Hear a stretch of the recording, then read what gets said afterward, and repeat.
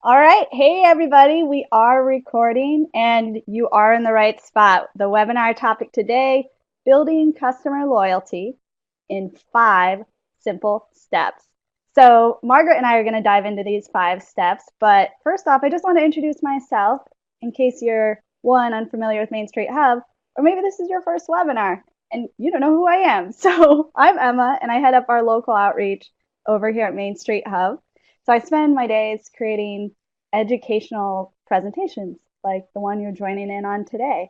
And Main Street Hub has been around for over 7 years now. I've been with them for about 4. Wow, time flies. And we offer a 100% do it for you service where we actually manage your Facebook, Instagram, Twitter, and even sites like Yelp and Google for you. And we work with thousands of local businesses in all 50 states, even in Canada. And our writers take on your whole presence. So they get to learn your unique voice, your brand. I mean, after all, you have to do that in order to create all your social media content for you. And they tell your story online. So we respond to every single comment, review, wall post, even tags that are when your customers are mentioning you on social media. So at the end of the day, every day, we take managing social media off your plate so you can go back to what you loved offline. So that's just a little bit about Main Street Hub. And I will turn it over to Margaret, which thanks for joining me today to share a little bit more about her company and what she does. Thanks, Emma. I'm Margaret, and I run the content and product marketing programs over here at Thanks in San Francisco. If you are unfamiliar with Thanks, our primary objective is basically to help you increase sales by ensuring that your best customers remain happy and feel appreciated. But ultimately, we're the system of record for customer data. So we provide offline businesses like restaurants, retailers, car washes of any size with an end-to-end view of their customers and a platform that allows for real-time mobile engagement that is proven to drive results. So with Thanks, the merchants that work with us can access individual customer records to explore spend, visit frequency, demographics, and user sentiment. So you can also launch advanced campaign tools to launch automated campaigns, win back lost customers, increase frequency, drive spend. So if it sounds like an easy to use CRM with advanced loyalty features, you're right, because we just try to reimagine customer loyalty. So I will run through our agenda, which is the 5 simple steps. So we kind of broke it down into what we thought was really important. So we'll start with gathering customer data, which I know is a super hot topic. So we wanted to touch on that. And then we'll dive into using data to drive ROI, using data to drive better customer experiences, and then ultimately day to day responding to all your reviews, and most importantly, staying connected with your customers. So And a little let's, quick shout out that I yes, wanted to say real quick. We actually, Main Street Hub, we're live tweeting throughout this whole webinar. So these 5 simple steps, you might want to hear them again or you might want to hone in on them. So there's our Twitter handle at the bottom of the screen at Main Street Hub. And also tweet us, both of us, Main Street Hub and Thanks, and let us know that you're tuning in today and use the dedicated hashtag building customer loyalty. After all, today is all about customer data, staying connected, and responding. So definitely check us out on Twitter. And sorry, Margaret, I'll let you get into tip number 1. oh no, that's great. You guys, please tweet. I would love to see that. So let's start off with gathering customer data. So data is the hot topic for brands who are looking to advance their operation in some way. Starting with Amazon, moving into brands like Starbucks, you can see that companies are really starting to leverage customer data in creative ways in order to better communicate with their customers and ultimately to drive more sales. Um, One of the best parts of customer data, though, is really just figuring out who your customers are. So what we see over and over again, and this is such a cool stat, that we looked at over 20 million transactions across all different types of verticals, and we saw that the top quarter of your customers contribute anywhere from 62 to 70% of your revenue on average, which is huge. So that tiny little sliver of your customers is hugely important to your bottom line.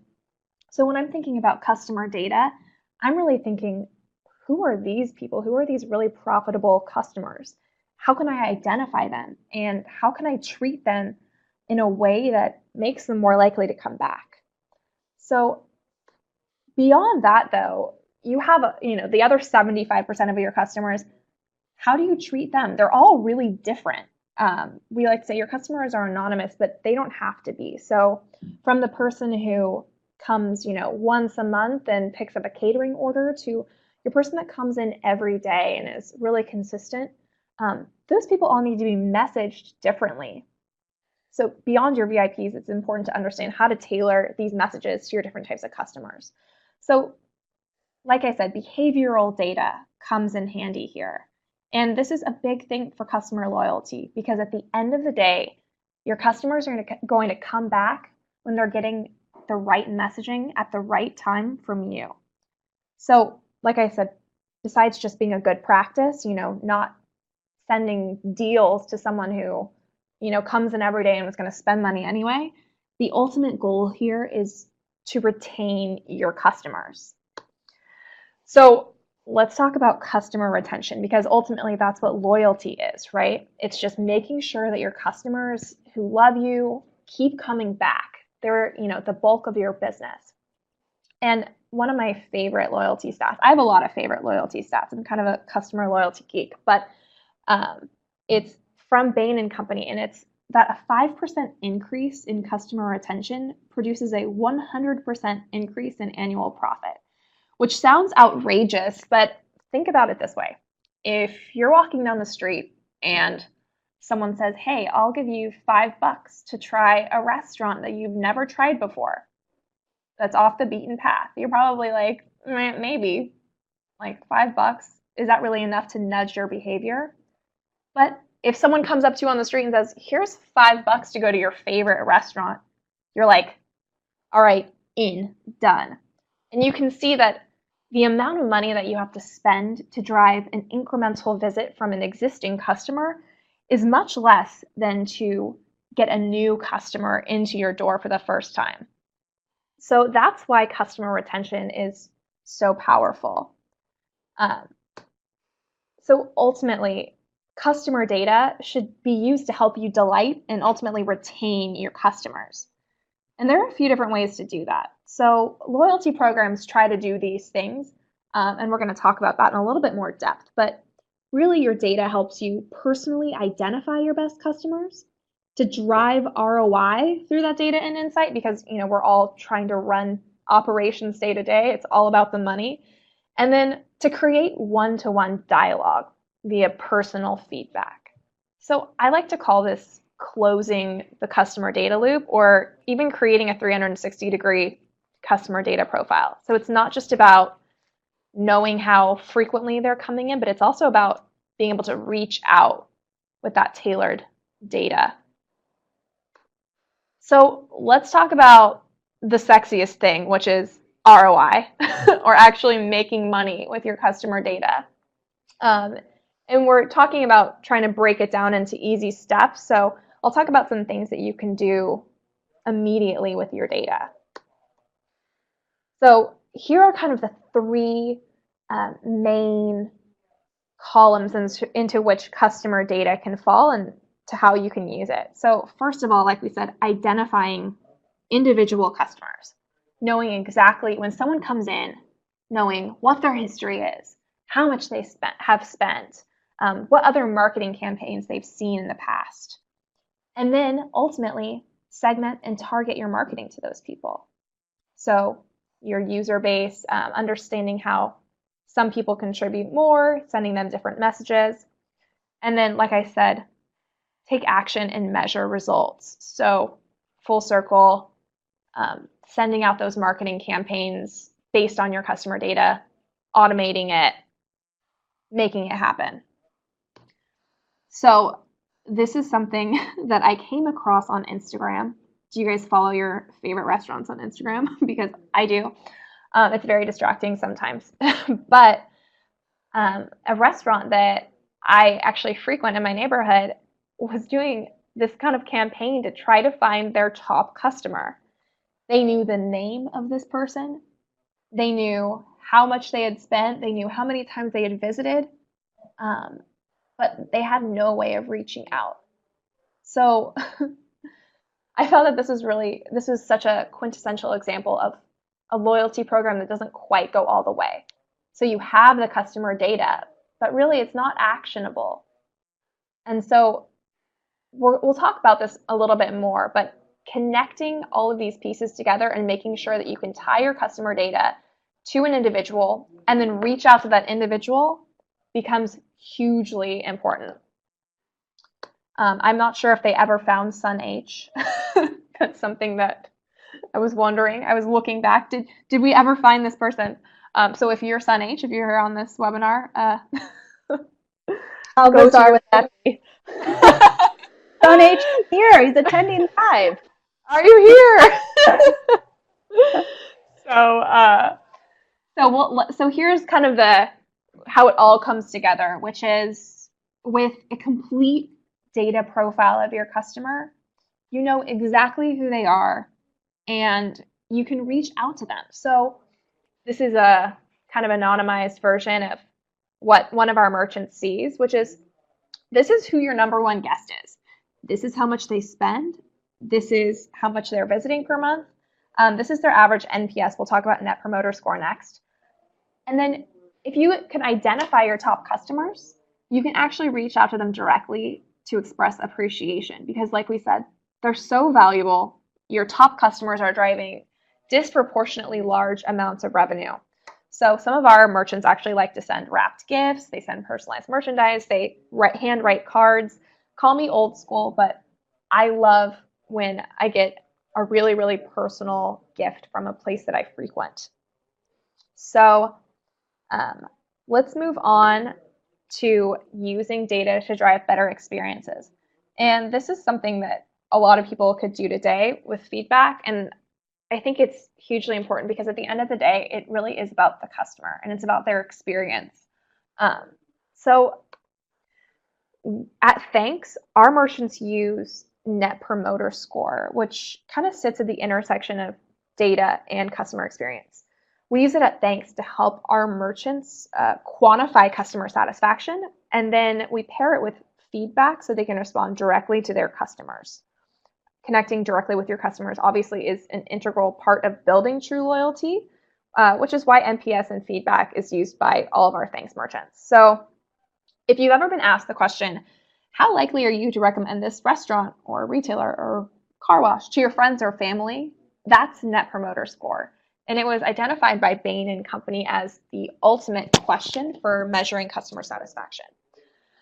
So 9s and 10s, they're your promoters. They are your VIPs, they are your banner waivers, and these people are usually responsible for outspending and outlasting all your other customers. So they spend 21% more each year, they defect 8% less each year, and perhaps most importantly, they account for 80 to 90% of your referrals. So you can see why it's incredibly important to maybe start getting this data so you can identify your promoters. But outside of your promoters, it's also really important just to understand how your customers are feeling and to be able to respond to them directly. So we found, after evaluating and studying years and years of customer feedback data, that simply by giving your customers a survey to complete, they are 7% more likely to return in 2 months. Seriously, just asking them, how was your experience? It makes them more likely to return. Now, if you as a merchant receive feedback and then you respond to that feedback, you've doubled the likelihood that they'll return in 2 months. They're 14% more likely to return in 2 months. And then here's kind of the cherry on top. If you as a merchant respond and then give some type of reward, like, thank you so much for your feedback, here's 10% off your next visit with us. they're 22% more likely to return. Obviously, they want to use that reward. So that's why coupling Net Promoter Score with feedback is so powerful for merchants who are looking to drive more visits. So exactly what we just said, but I'll give you an example of something that I thought was really interesting and fun. So one of our merchants, well, let's start actually with feedback can go either way. I'm sure everyone here has received the piece of unfounded bad feedback. Like, I have a friend who actually runs a bakery, and she had a bad review on Yelp. It was a 2-star review, and they said, there are no sandwiches here, which she fumed over it for weeks. Like, this is not a sandwich shop. But there are some people who are just always going to be unhappy no matter what. And so when you have customer data, you can kind of contextualize this feedback. You can understand, is someone worth responding to? You can look at their history and say, hey, you know what? This person always leaves bad feedback, but they come back every week, so they must not be that unhappy. They just like to vent. On the other hand, another one of my favorite merchant stories is that this multi-location restaurant that we work with had just had picked out some new patio furniture for one of their outdoor seating areas, and someone gave them a poor score and said, I love you guys, but that patio furniture was so uncomfortable, it ruined my meal.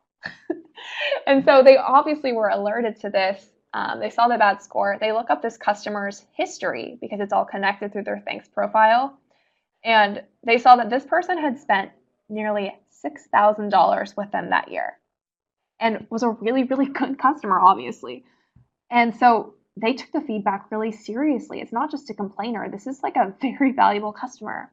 So it was like the COO or someone high up in the organization went to that location, sat in the patio furniture, and conceded like, yeah, this is awful. This is really uncomfortable. So they replaced it.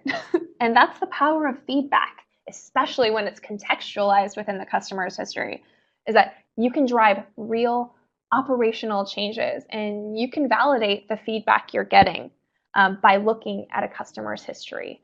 So that's what I love about NPS coupled with feedback. The other cool thing is that when you're receiving quantitative feedback, you're not just getting, scrawled, written feedback on a comment card tucked into a bill. You're creating data points. So you can see over time, and I anonymize this by doing Winterfell, so I don't know if I have any more Game of Thrones fans in the houses, but this is Winterfell's NPS Oh boy. score. Dun, dun, dun, dun, no. Don't get people started on Games of Thrones. That will just take over the chat box. I know. How many Jon Snow fans have I got in here? No, I'm just kidding. But the cool thing about when you look at location-based NPS is that you can see over time how certain locations are stacking up with customer feedback against the brand at large, or you can even just identify dips in service or other little ebbs and flows of customer sentiment. So, for example, we have a merchant that they were tracking their NPS over time at the corporate level, and they noticed a huge dip at one of their locations relative to other locations. And so they looked into it, and they saw that that location had just hired a new GM, and they were able to go in and help train that GM and bring them up to speed so that customer satisfaction ultimately went up. And so that's what we like to call operationalizing Net Promoter Score. When getting feedback from your customers actually drives real changes in the way things are run. And when you can tie all those things together, your customer spend data, frequency data, and satisfaction data, then you can drive real loyalty from a bunch of different angles. So our last thing is, like I said, looking at individual customer profiles. This is the Easter Bunny.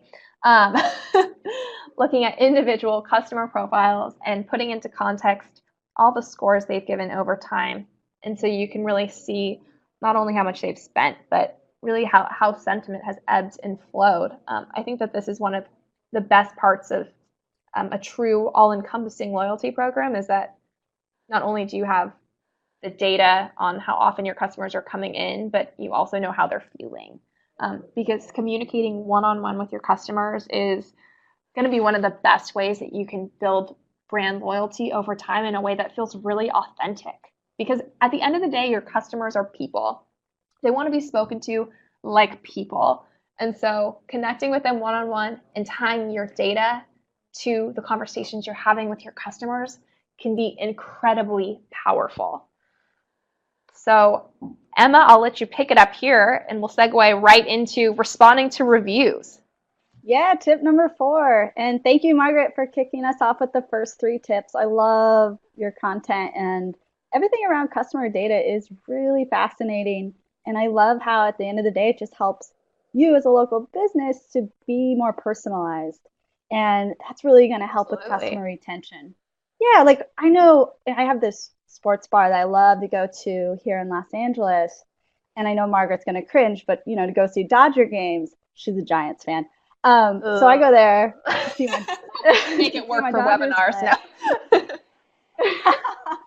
And I love it because when I go in there, they know my order, and I feel like so valuable. I mean, there's so many other places I could go to, and quite frankly, even places that has a little bit better service when it comes to some of the other items. But overall, they always remember my order, and that's all it takes, like having that customer data on me. And so I go there for all my football games, basketball games, baseball games, and it just comes down to that detail. So with that, I want to segue into the importance of responding to all your reviews. I know Margaret touched on reviews a little bit and shared a really good example of one of their clients, but as a local business owner, it's so important to monitor all your reviews, also your wall posts, direct messages, any mentions you're receiving or tags on social media.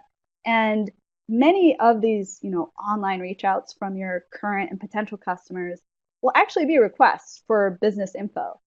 Maybe asking, do you have happy hour? Are you open over the holiday? Questions about your products, questions about your services.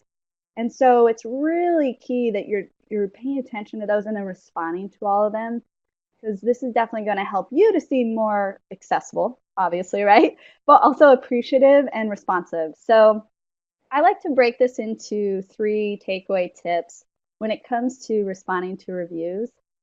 1, address people directly. So, using their name, it's as simple as that. 2, say thank you. And 3, keep an open line communication. So I have an example of someone doing this in this business. It's Bombay Bistro. I saw a lot of restaurants sign up for this webinar, so I wanted to make sure to include an example of a restaurant doing a great job of responding to all their reviews.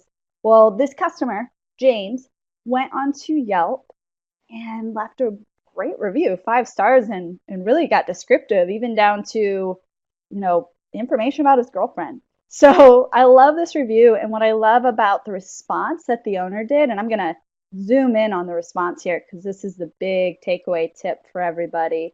So the owner is definitely following 1, 2, and 3. The owner responds, it's great to know that our muscles won you over, James.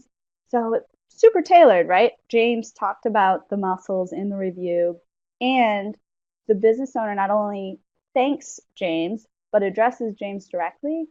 And then also at the bottom here, the last sentence, thanks so much for taking the time to let us know how much you love our place. And I hope we'll have the chance to serve you again soon. So that's tip number 3, keep an open line of communication. That's what that's doing. So I get this question all the time. I do a lot of seminars, so I get to meet local businesses in person, take photos together. It's a bonding experience and educational. And one thing that I get asked a lot in my classes is like, Emma, why would I take the time to respond to a good review? I did a good thing, and I'm busy. So totally hear you. I'm sure some of you on the line feel that way, but it's rare that someone will actually go and write a review, even if they had a mediocre, good, or bad experience. I know with Yelp, they see over 145 million unique visitors every single month. Yeah, big number. But only 1% of those visitors are taking the time to write a review. So it's a huge win when you get a testimonial like this. And so definitely respond. and in a personal way and write these down, the 1, 2, and 3 tips here about how to approach it. And keep your responses, 3 to 4 sentences is great. And if you have any more questions about this, by all means, I'm going to share my contact info at the end of this webinar. Happy to talk further about good reviews, bad reviews, etc. So another thing, remind your customers that you want to hear from them.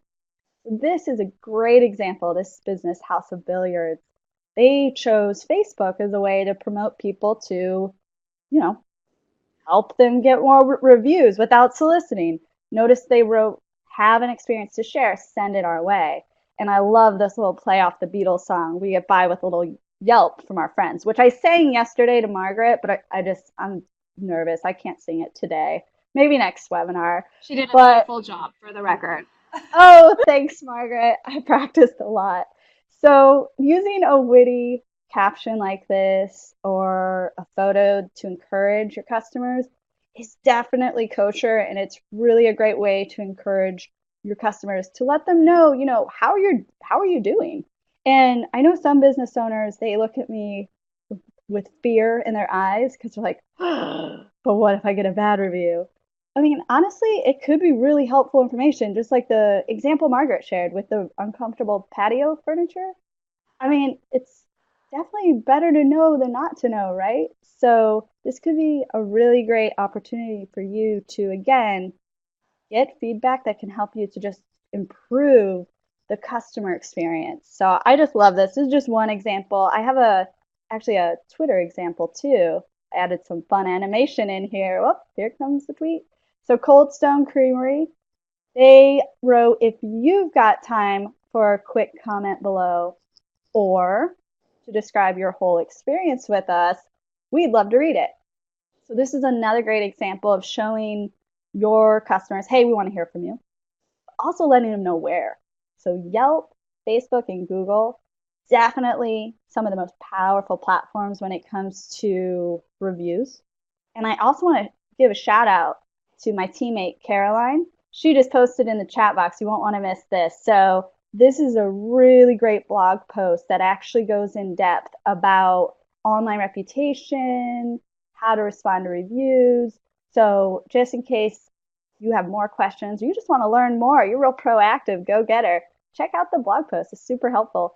But also just again, with reminding your customers that you want to hear from them, it's a really great way to stay connected. It's a simple step. And at the end of the day, it's really going to help that next customer. So when you do get those glowing reviews and all that positive feedback from your favorite customers, check out what Indian Oven is doing. They're going to sites like Facebook to share their reviews. For example, a review they got on Yelp. So here, their customer, Will, wrote a review on Yelp, and apparently Will said, one of my favorite stops for lunch buffets when I'm in the area. The food is always good, and the dining room is nice and clean. I mean, that's great. Great thing to hear about a place. Done, I'm going there for lunch. So the advice here, if you get a review on Yelp, like the Indian Oven restaurant did, or you get a review on TripAdvisor or Google, why just leave that review there?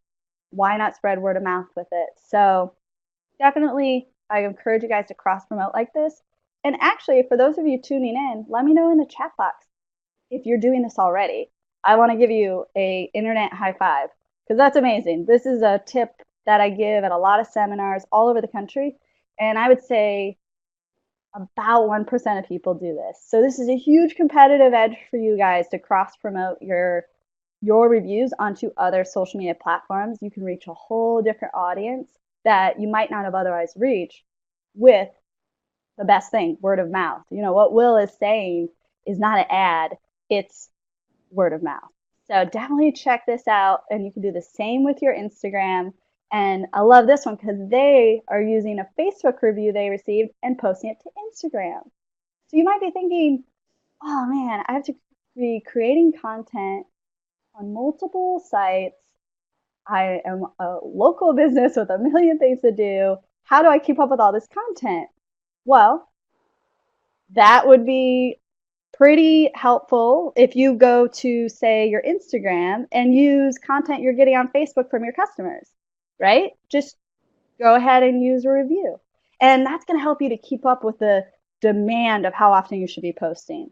So hopefully this is something you guys um, are excited to try. And it's definitely a simple step to add to your social media plan of attack. And it will definitely help you stay connected with your customers, which just plays perfectly into tip number 5.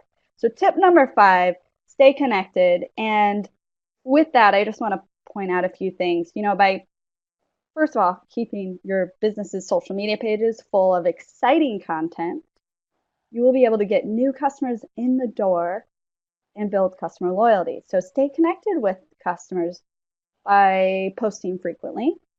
Don't ghost your page for a year. It will basically, it's like starting over again if you come back in a year and post. Make sure you have quality content on there. And I'm going to go ahead and actually share some real live examples that are doing a great job of helping that business stay connected with their customers and potential new customers. So stay connected, strike up a conversation. So on Instagram, this particular restaurant, I love this. I took a screenshot right away when I saw it. They literally are doing fill in the blank games. And don't do it all the time. I mean, you want to mix up your content. And this is definitely a great way to get your customers into a conversation with you on a site like this is Instagram. And that's just really the beauty of social media is it allows you to have those two-way conversations. And think about it this way. You can have a conversation with your customer when they're at your business, whether you have a retail store or a salon or a restaurant or hotel. You can literally interact with that customer when they're there, before they've arrived, and even after they leave. So this is super helpful for you and your customer retention. So try out fun posts like this, whether it's a fill in the blank like you see on the screen or a quiz. I mean, people love trivia. You'd be surprised. Everyone's trying to just show how smart they are. So let them do it. Let them engage in a, B, C, or D game. Another one, stay connected, motivate your customers. So while I personally enjoy Mondays, a lot of people struggle with the beginning of the week. I hear ya. And so what this laundry cleaners business is doing is they'll occasionally at the beginning of the week or the middle of the week, they'll motivate their customers like, hey, the weekend is almost here. And maybe this is super nerdy, but hang in there with this picture of hangers with a collection of very colorful clothes, I might add. That's hilarious. And so what it will do is help you stay connected with your target audience by one, giving them a laugh, but also motivating them to, hey, get through your week, hang in there. So definitely a great way to approach not only Facebook, this is a Facebook example, but also your Twitter and your Instagram. And I have another one because this is a really good point about motivating your audience. So this is a barbecue restaurant. Any barbecue fans out there? Let's hear it. So this one they post on Instagram and they said with a 3-day weekend, there's plenty of reasons to stop by. Rain, sunshine, ribs, brisket, craft beer, dot dot. So this is a great way to again get people excited, but also the timeliness of this post is key. So this post was on Instagram, May 25th. So this was right before Memorial Day weekend. Holidays present you with great content. Don't miss a holiday. Whether it's a real holiday on the calendar or it's something that's made up online like National Siblings Day. There's so many of them. National Donut Day, it goes on. Definitely have fun with these and play off of them, and definitely your audience will love it. I personally get really excited about the traditional holidays. Like I know Labor Day is coming up. That's a great time to post for your business, whether you have a restaurant or you're a dry cleaning business. You can play off of that. So another one, stay connected, give your customers a good laugh. So here, the Mexican restaurant, they chose Facebook to post their smothered burrito, a feast so big we couldn't fit it all in one shot. Hilarious. So there's more where that came from, but I just thought this is cracking me up. Like literally, look at the size of this burrito. But what I love about it is they're keeping the fun alive. So I know it can be stressful because you need to be on social media, you need to be creating content, responding to reviews, responding to every tag, check in, mention. It's a lot of work. It adds up. We know we do it every day for businesses like yours. But don't forget to have fun. And a laugh can go a long way. And it's also going to help you to stay top of mind with the right folks, your target audience. So definitely a great one. I could do a whole webinar on how to give your customers a good laugh. If you guys would like to see that, just let me know. And lastly, stay connected, share tips and your tricks. So this one, oh my gosh, you could use this on a weekly basis because think about it this way. What you do, your business, you are the expert. Okay. So the reason why people spend money to visit your store or your restaurant or use your services is because you do a better job than what they could do. So share some of your expertise on social media. It's going to help you to not only build value with all the viewers checking out your tweets or your Instagram posts or your Facebook posts, but also it's going to help you again to keep a steady flow of content that has variety. You don't want to just be tweeting or Facebooking the same type of post over and over. You know, if you're just on social media promoting yourself, promote, you're really going to get too predictable with your audience. And that's one of the biggest reasons they'll unfollow you. It's like, well, know what they're going to say next. So keep them on their toes, mix it up, and position yourself as the expert. So here's just an example. I have hundreds of these, but this was a floral business, and they gave tips on how to dry your bouquet and walk you through it. Hang it upside down, press the petals in a book, etc. And this is a really, really great way to mix up their content. Not to mention, I recently bought some flowers, which I never do. I'm more of like a succulent gal. But I bought some flowers, and I was thinking when I read this, I was like, wow, like, this is actually super helpful. It really, really made my day that I could make something more out of just this random flowers that I put together the other day. So I found value in it. Their customers will find value in it. And it definitely, again, gives you a chance to position yourself as the expert. So hopefully, and by the way, some other examples, just because obviously not everyone has a floral business on the line, but this applies to all kinds of industries. Let's say, just coming up with one on the top of my head, suits, a suit store. So let's say you sell suits. So if you decided to give us tips on how to layer, or what kind of hat goes well with this suit, or how to layer throughout the seasons, that would be a really great expert tip. Or if you are a laundromat or a dry cleaner, give us some tips on how to get stains out of our white t-shirts with home remedies. So the takeaway, the whole point here is for staying connected, join in on the conversation. And in addition to all these tips that I just went through for posting or even resharing content from your customers and fans, you can also use your online profiles to interact with new and potential customers. After all, it's called social media for a reason. And in today's digital marketing landscape, consumers expect that. They expect this two-way conversation. So respond to their questions and chime in on their comments and start new conversations all together. And what that will help you do, build relationships with potential customers and bring them to your door. So that concludes tip number 5. We've said it all. And now Margaret and I would love to hear from you. So please use the chat box and let us know what your questions are. As promised, we got 20 minutes reserved for you guys. So let us know what your questions are, and we are happy to tackle them.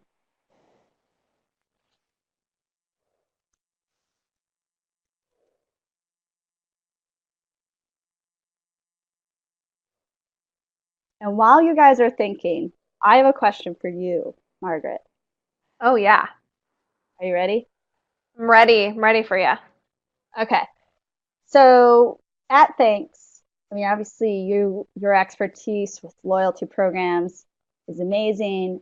I'm sure you get a lot of questions around it. What's probably the most popular question that you guys get at Thanks? Oh man. So we work with all different types of businesses, from car washes to restaurants to entertainment centers. So a lot of times the questions that we get are really, really different. But one of the biggest ones is integrating with a point of sale system.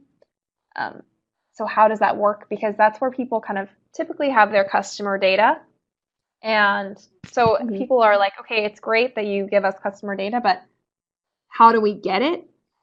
So the answer for that is that we actually are a cloud-based loyalty program. So we operate directly on top of everything else.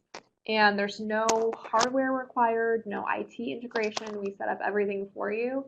The Mhm. reason that people like to do that is that like customer data is just really complex. And I know that if anyone here has launched any additional hardware at their stores, so like setting up, places for your customers to, scan QR codes or anything like that, it gets really, really convoluted and difficult. And so we try to skip over that. But in terms of customer data, what we were talking about today, that's probably one of the biggest challenges and hurdles.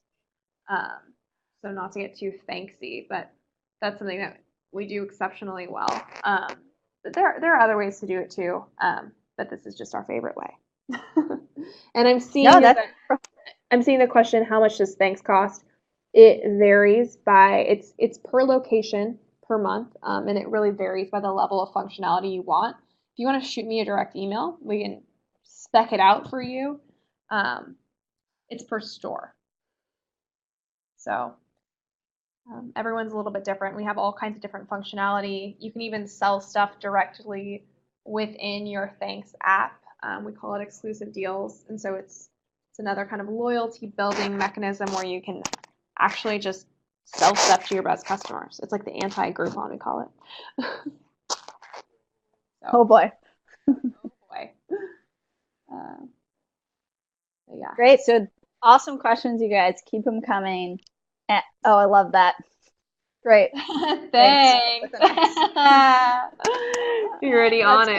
good. You're on it. I caught myself doing that too when I was, you know, when we started this partnership for this webinar. It's been a couple months now, and every time I'd want to email Margaret, I started spelling thanks with an X. It's like, oh, it's addicting.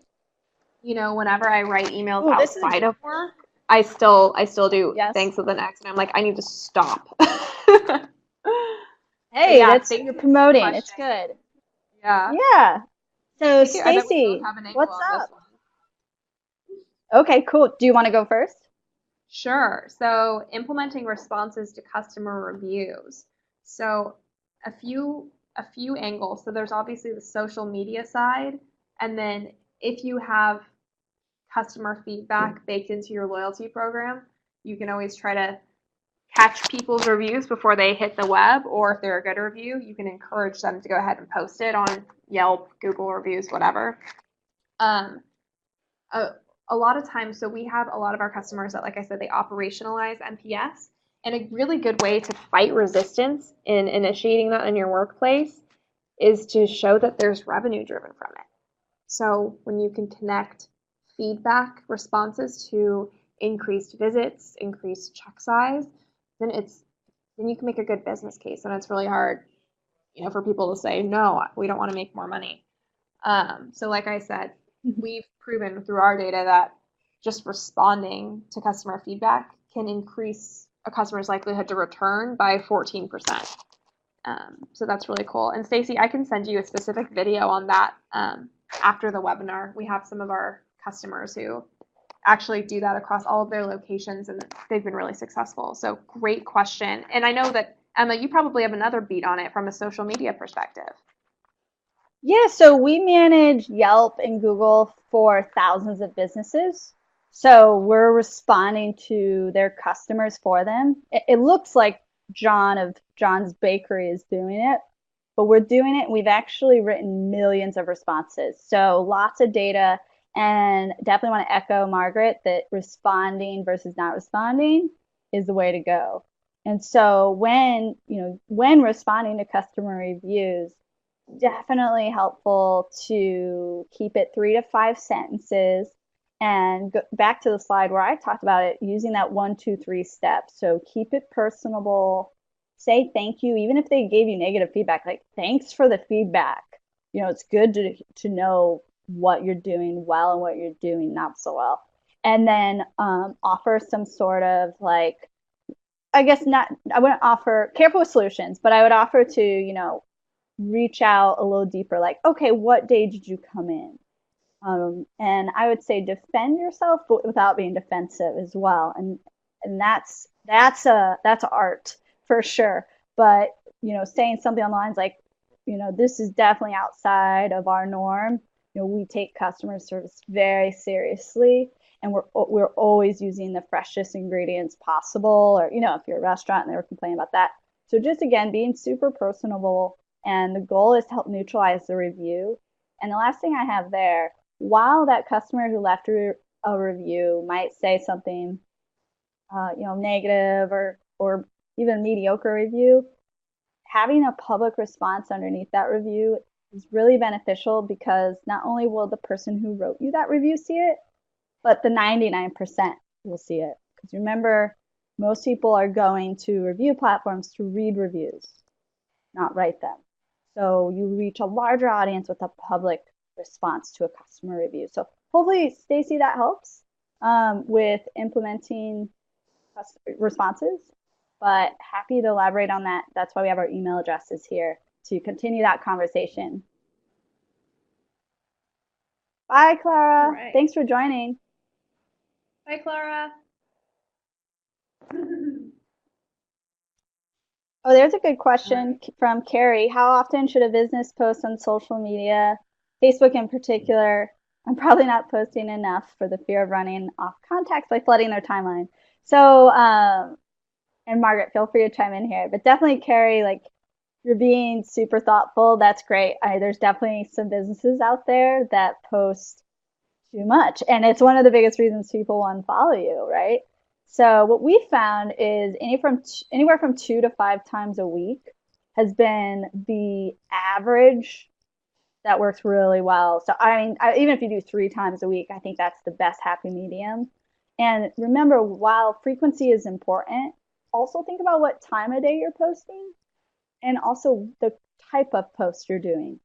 So make sure you're mixing it up, whether it's a question on Tuesday, a photo on Wednesday, and then a post on Friday that is maybe a short video clip of something happening at your place of business.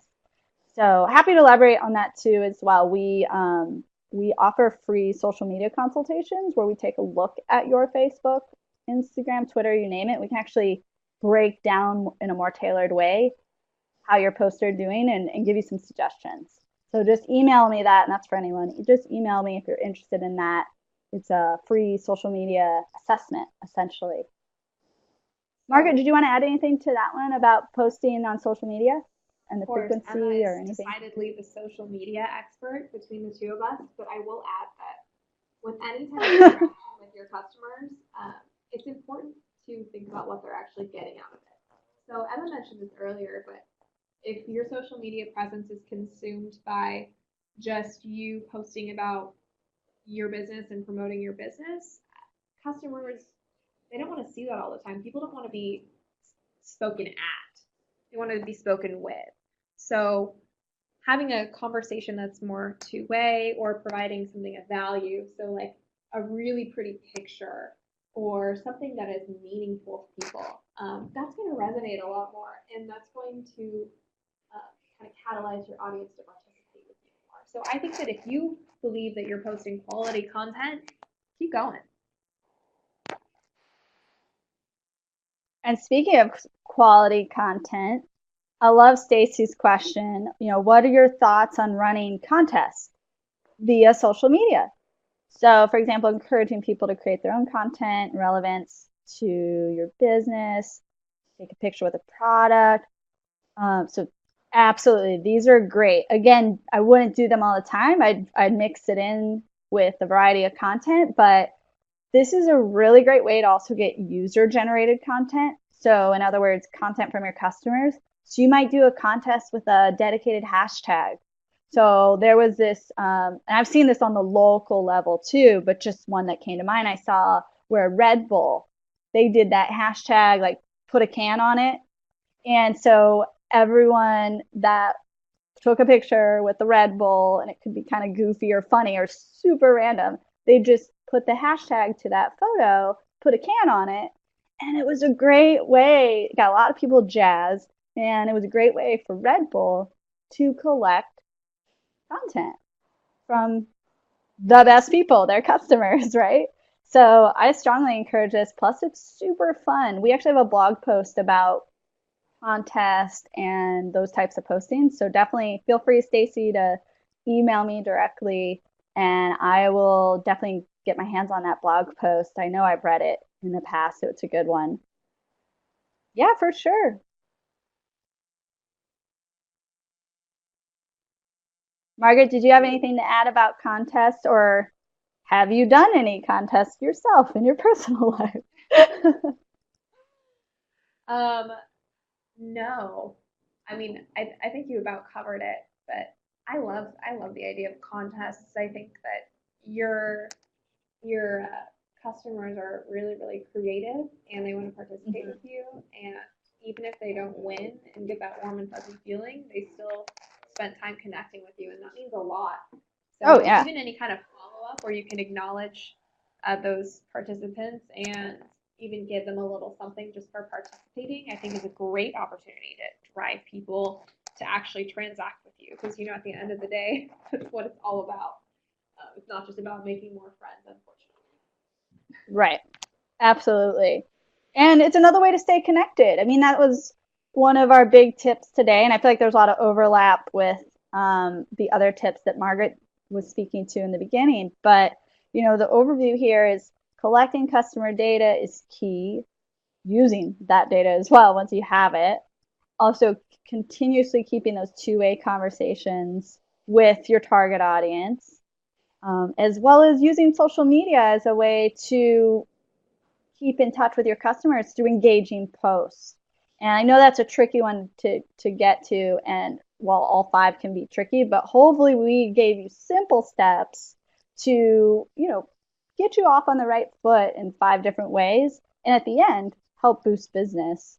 So I want to point out we do still have time left for the dedicated Q&A. So we want to give you guys a little bit more of a chance here to ask us any questions at all.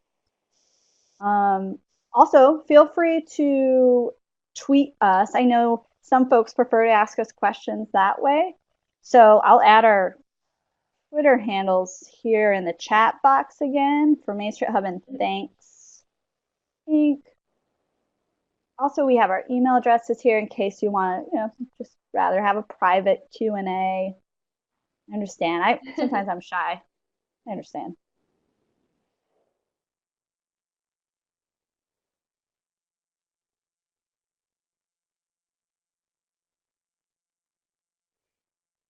Oh, Carrie's typing.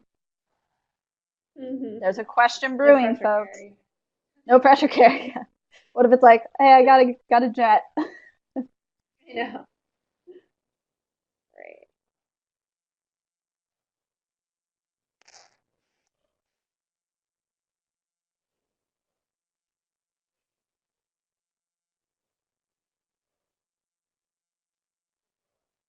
Oh, one thing we didn't talk about, Margaret, were the punch cards Oh yeah. I mean, versus they're like, definitely, yeah. yeah, Punch we were cards versus chatting about it. digital loyalty. Yeah, digital loyalty. I was telling Margaret a story because, and this is very relevant to the webinar topic today, but I went to this new car wash over the weekend, and one thing that a lot of car washes have in common is they have the punch card. You come here, get a punch on your card 10 times, and you get a free car wash. I mean, in LA, that could save you like $20 or more. So that, hey, every dollar counts. But what I noticed is that no one even in LA was using a digital loyalty program. And it actually is a huge advantage to switch over to that.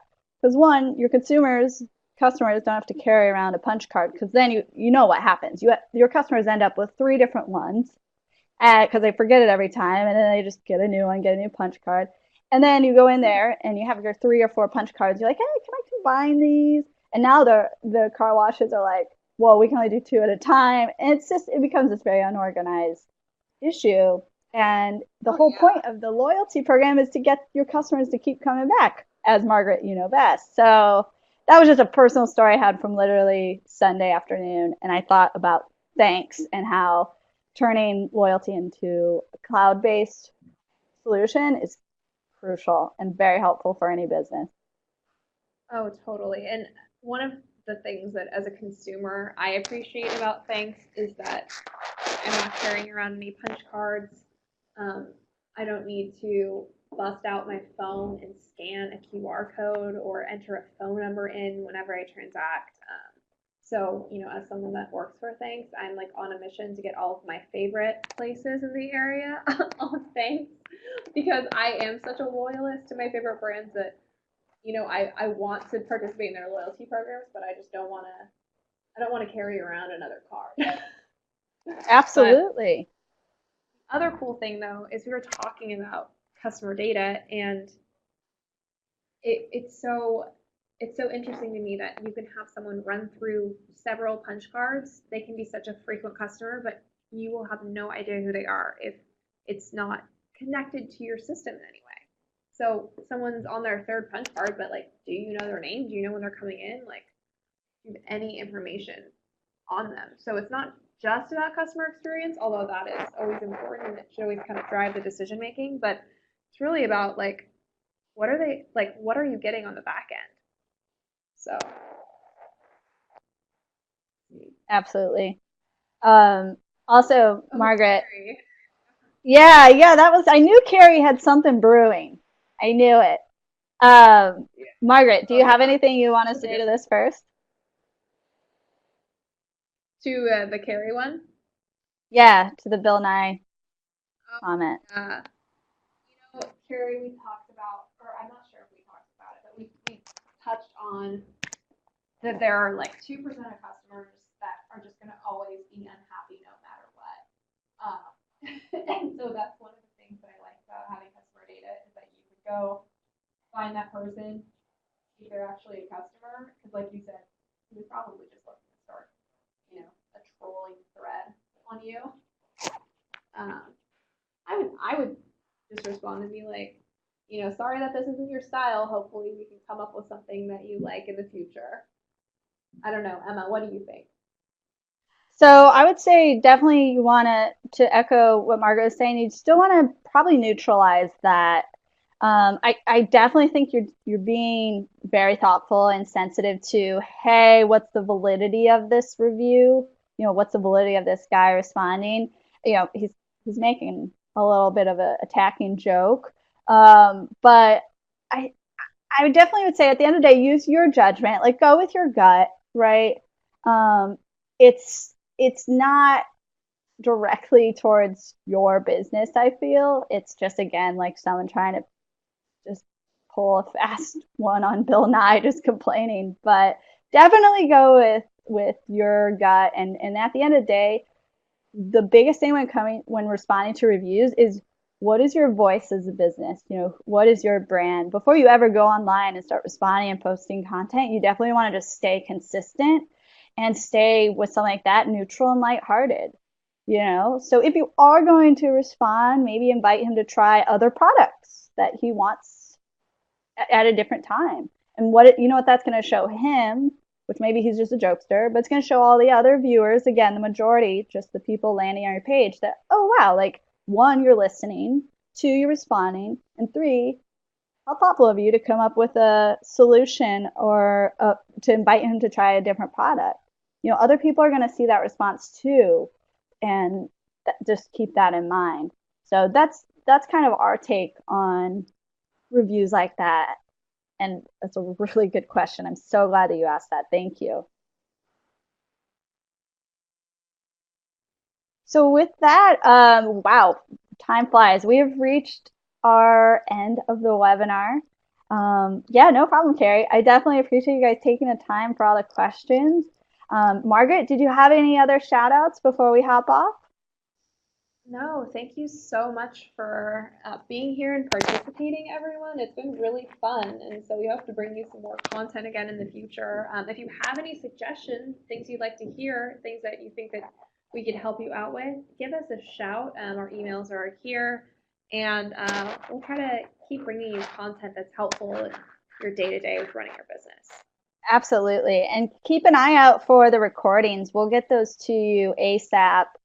And also, if you have, again, any questions or you're interested in our free social media assessment in Main Street Hub, just feel free to email me directly. We'll also send an offering in the post-webinar follow-up where the recording is. You'll see that. And we actually put together a blog post. So you're going to see a great write-up by Main Street Hub that includes quotes from your very own Margaret Link and myself, Emma Vaughn. Other than that, I'm going to go ahead and say thank you, thanks. And we should do another webinar again in the future. Love the content. And to everyone that tuned in today, thank you for your time as well and the great questions. So keep up the great work and stay tuned for our next webinar. They're always free. They're always fun. Enjoy the rest of your day. Bye, Margaret. Bye, Emma. Bye, everyone.